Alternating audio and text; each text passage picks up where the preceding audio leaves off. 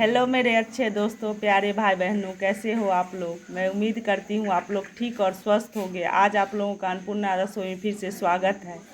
आज आप लोगों के लिए बहुत ही मज़ेदार करेले की सब्ज़ी बनाने की रेसिपी लेके आई हूँ।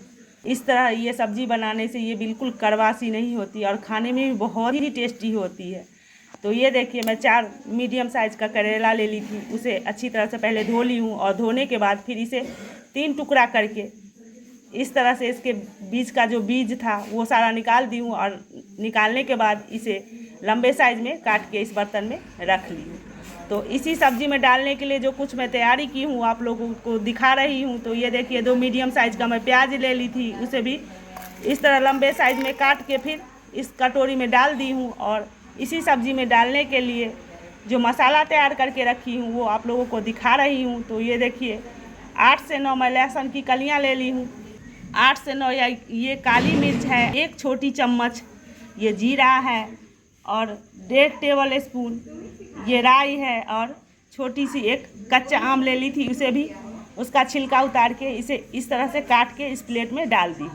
तो ये देखिए, इस तरह मैं ये सब्ज़ी आज चूल्हे पे बनाऊंगी, इसलिए कि मैं 4 साल बाद मायके आई हूँ। तो मैं सोची कुछ अलग करना चाहिए। तो इससे पहले मैं जो भी रेसिपी बनाती थी वो गैस पे बनाती थी, लेकिन आज मैं इस सब्जी को चूल्हे पे बनाऊंगी। तो ये देखिए, इस तरह जो मैं ये करेला काट के रखी थी उस करेले में अब 1 बड़ी चम्मच से थोड़ी सी कम मैं इसमें नमक डाल रही हूँ। और इस नमक डालने के बाद करेले को मैं अच्छी तरह से मिक्स कर रही हूँ और मिक्स करने के बाद इसे मैं 10 मिनट के लिए रेस्ट पे छोड़ूंगी, जिससे इसका जितना अभी कड़वापन है वो सारा निकल जाए। और उसके बाद हम इसे 2 से 3 पानी से अच्छी तरह से धो लेंगे। ये देखिए, जब तक मैं इस करेले को रेस्ट पे छोड़ी हूँ तब तक जो ये मसाला तैयार करके रखी हूँ वो सारे मसाले इस मिक्सी जार में डाल दूंगी और डालने के बाद फिर इसे पीस के तैयार कर लूँगी।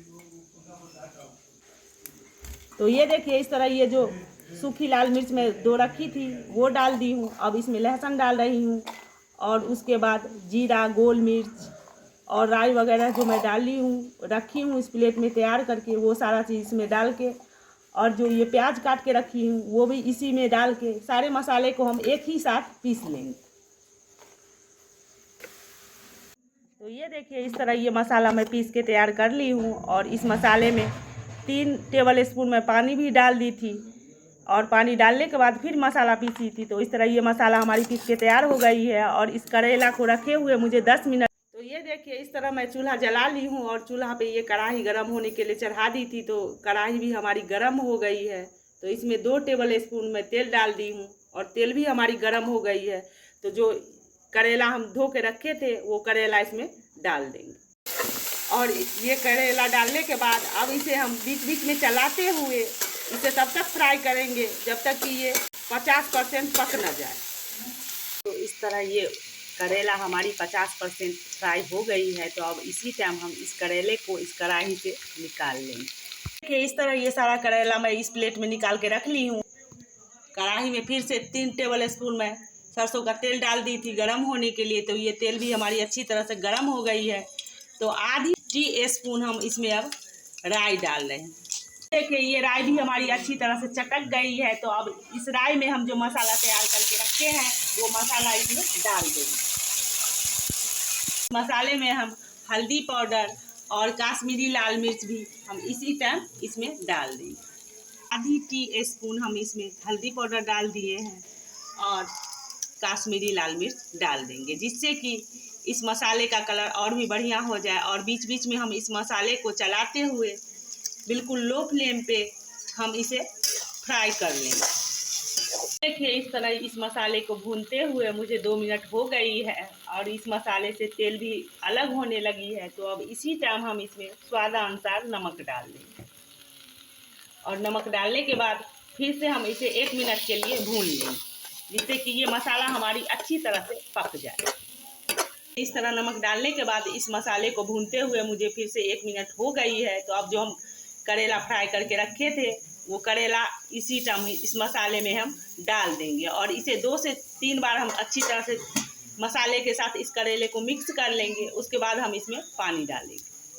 तो ये देखिए, इस करेले को 2 से 3 बार मैं इस मसाले के साथ अच्छी तरह से चलाते हुए मिक्स कर ली हूँ और अब हम इसमें इसी टाइम 1 से 1.5 कटोरी पानी, मतलब पानी हम अपने हिसाब से इसमें डालेंगे। जैसे चावल के साथ हमें सर्व करनी है तो थोड़ी सी ज़्यादा पानी की मात्रा हम बढ़ाएंगे, अगर रोटी के साथ खानी है तो हम पानी की मात्रा थोड़ा सा कम करेंगे।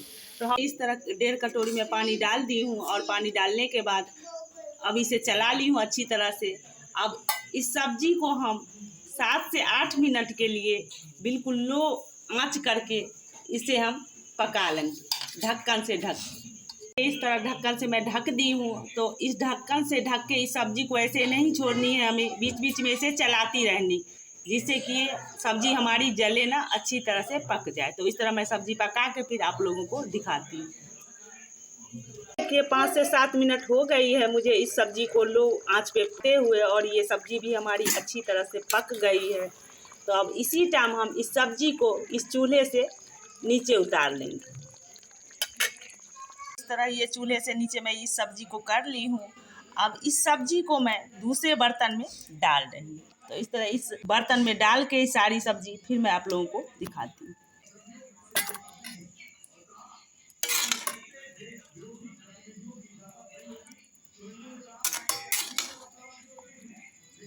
तो ये देखिए इस तरह इस सब्जी की कंसिस्टेंसी, ये सब्जी ना तो ज़्यादा गाढ़ी है और ना ज़्यादा पतली है, बिल्कुल मीडियम में।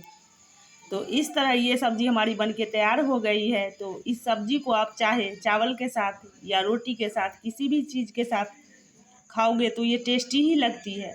तो प्लीज़ आप लोग भी एक बार इस तरीके से इस सब्ज़ी को बनाओ और खाओ। हम मुझे पता है जो आप लोगों को ज़रूर ये पसंद आएगी, और जब पसंद आए तो फिर ज़्यादा से ज़्यादा लाइक करो, शेयर करो, सब्सक्राइब करो, और कमेंट करके हमें ज़रूर आप लोग बताना जो ये रेसिपी आप लोगों को हमारी कैसी लगी। फिर आप लोगों के लिए मैं अगले वीडियो में एक आसान सी रेसिपी लेके आप लोगों से मिलती हूँ। तब तक के लिए take care and bye bye दोस्तों।